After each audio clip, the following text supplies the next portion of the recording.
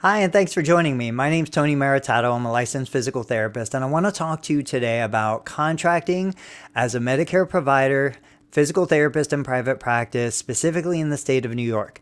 So when you're going through the Medicare contracting process, it's really a universal process. It applies to all 50 states.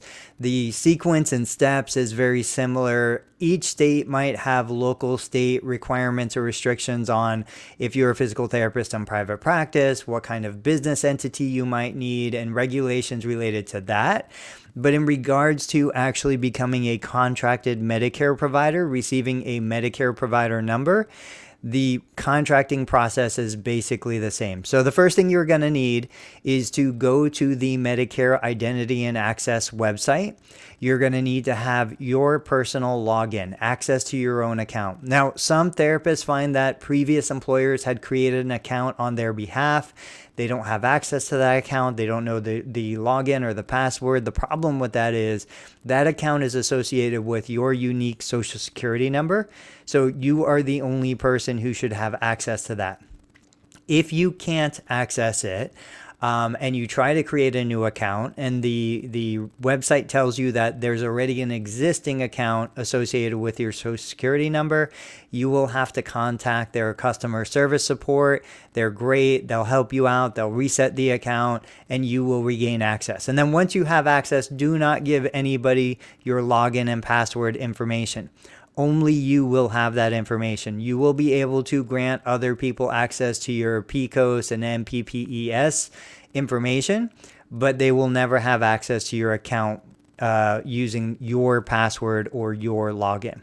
So first, you create your Medicare INA account. Once you have that, you're going to go to the NPPES website. You're going to make sure that you have a personal, which is also called a type 1 MPI.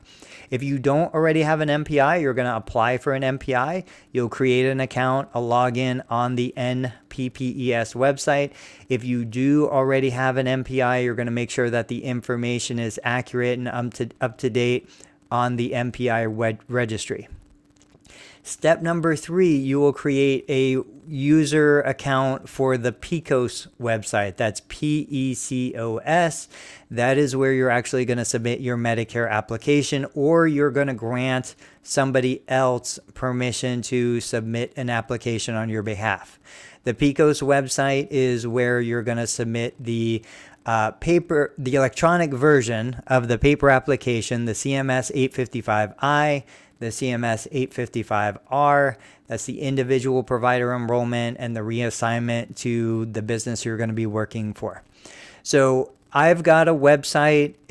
I'll put a link in the description of this video. It goes through those steps in the process. It provides resources and videos and other things that you might use to help you understand the process. But if you are a physical therapist looking to become a Medicare provider in the state of New York, follow these steps and you should have no problem getting approved. Thanks so much for watching, and go ahead and post any questions in the comments.